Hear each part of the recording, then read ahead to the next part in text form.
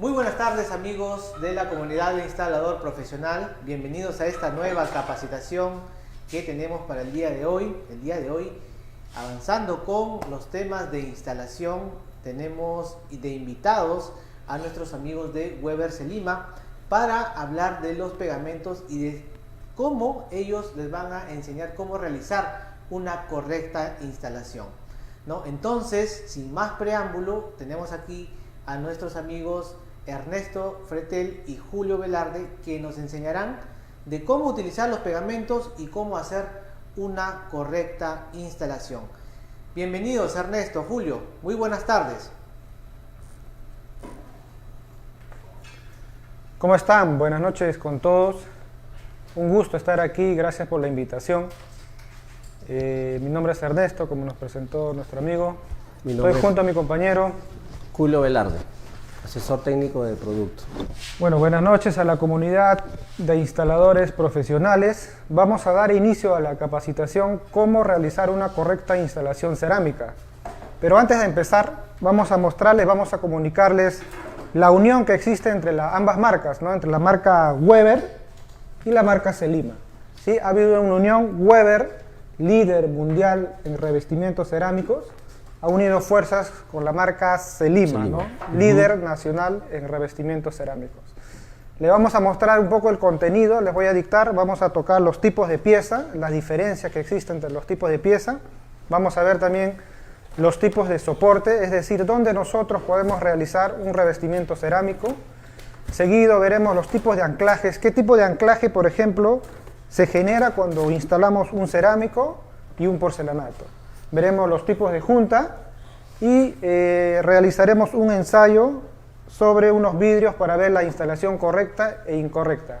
Finalizando, estaremos respondiendo algunas preguntas que nos vayan realizando. Vamos a dar inicio con los tipos de pieza.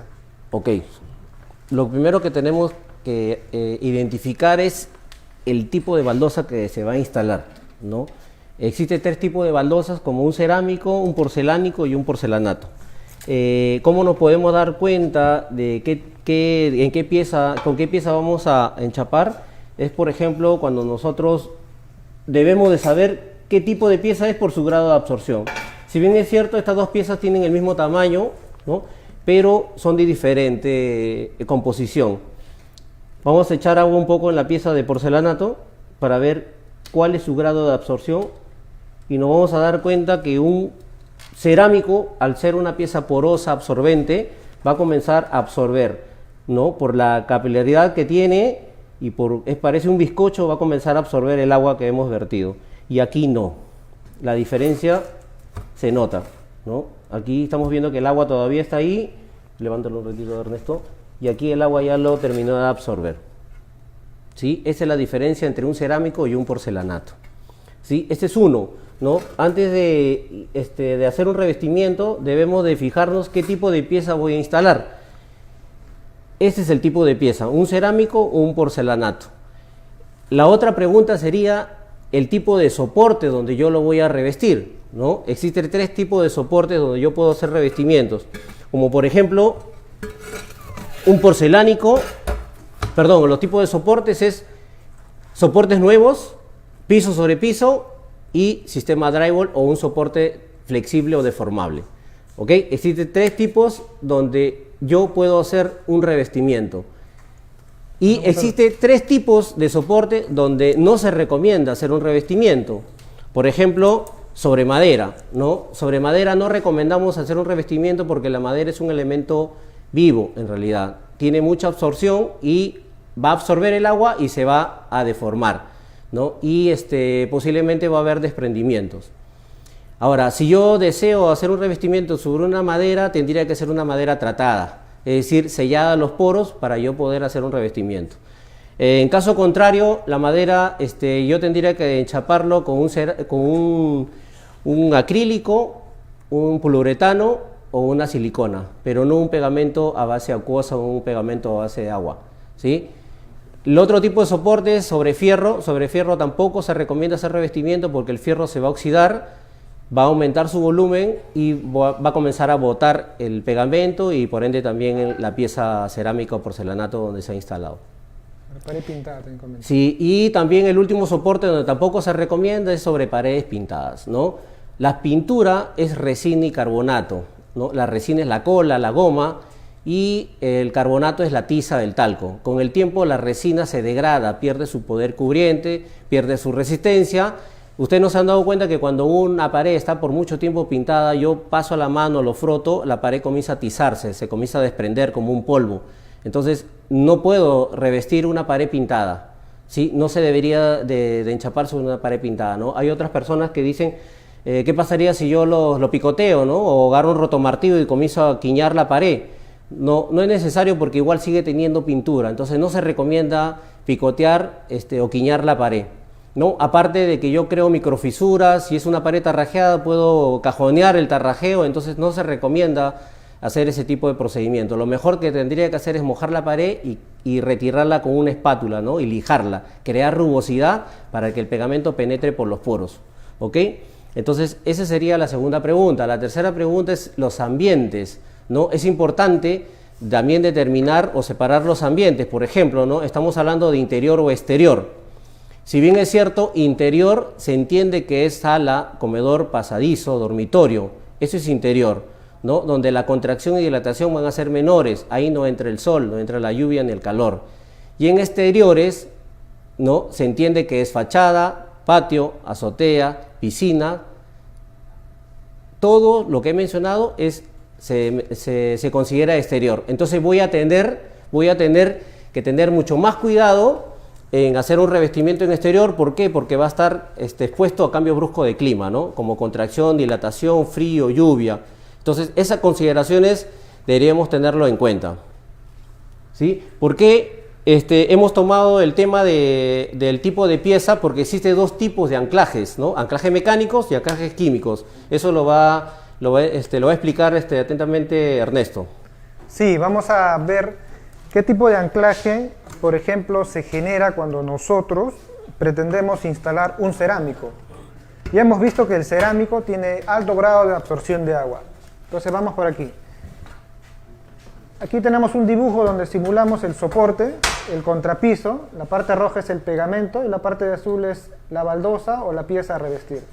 En este punto, como les mostré, tenemos dos tipos de anclaje, ¿sí?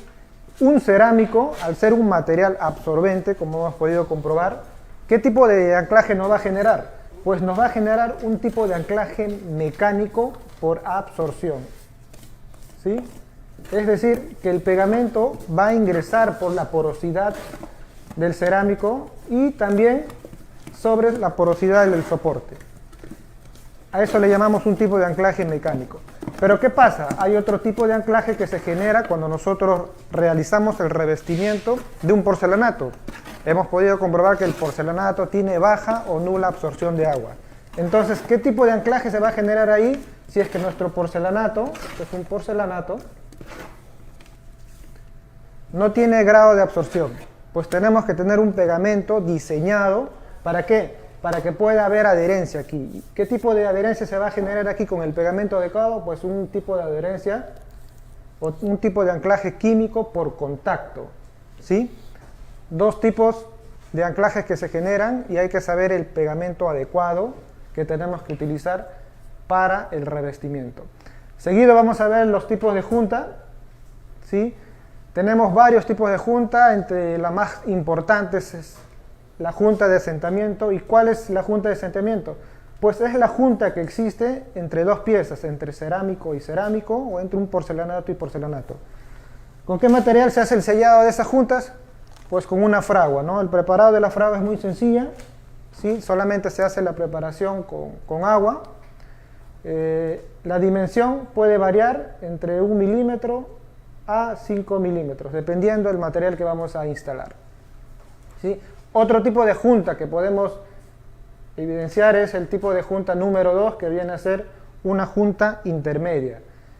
Este tipo de junta tiene que llegar hasta el soporte y tiene que ser, ¿no?, rellenada primero con un material de respaldo que es un backer row, ¿sí? Muy conocido también como cola de rata, ¿sí? Este es un material de respaldo y posteriormente se hace el sellado con un material elastomérico, es decir, con un con un material, con un poliuretano, ¿sí? Nosotros en la marca Weber contamos con este producto, que más adelante les vamos a poder brindar una capacitación más detallada. En este campo vamos a ver lo que es los revestimientos cerámicos, pero más adelante le vamos a detallar.